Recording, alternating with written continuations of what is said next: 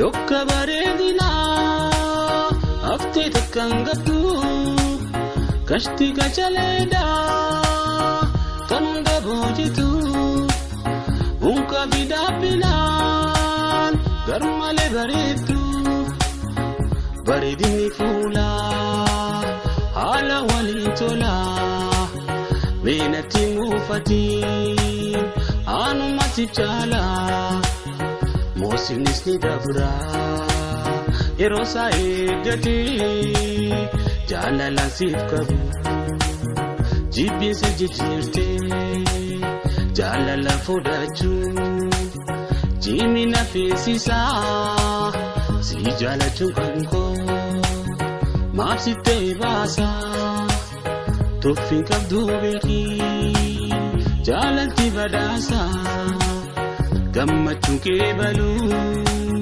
dhugatti beekumsa.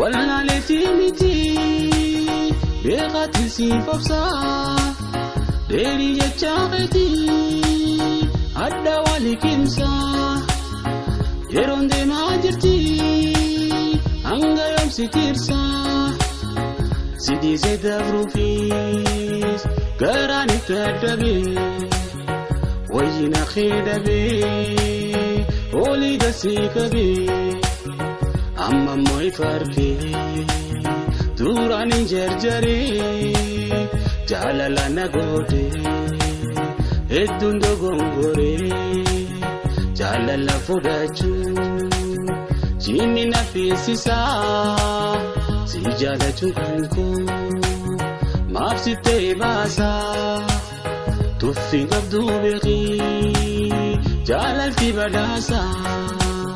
Gammachuun kee baluu dhugatti beekumsa.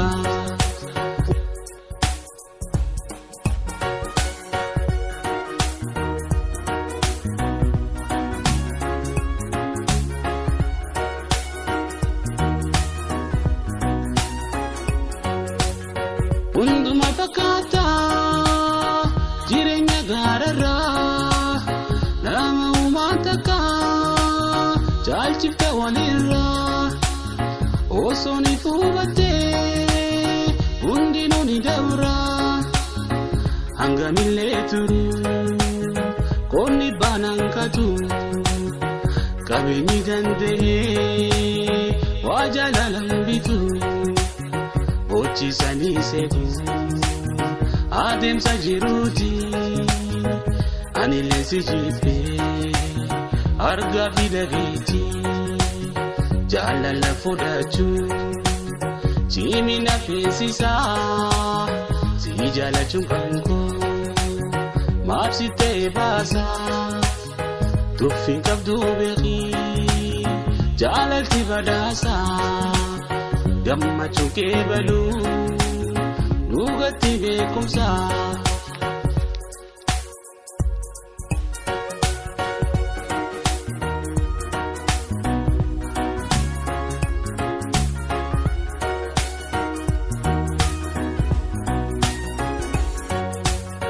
Yokka bareedina aftee takkaan qabdu kashti kachaleeda kan hunda boojitu unka bidaabilaan garmalee bareeddu bareedinni fuula haala waliin tola meenatti muufatiin aanuma siif jaala.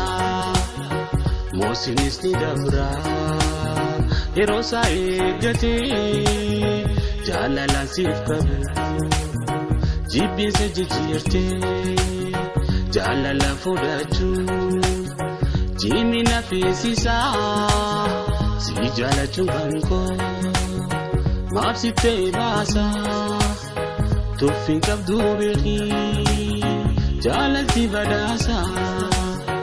Gammachuun kee baluu dhugatti beekumsa.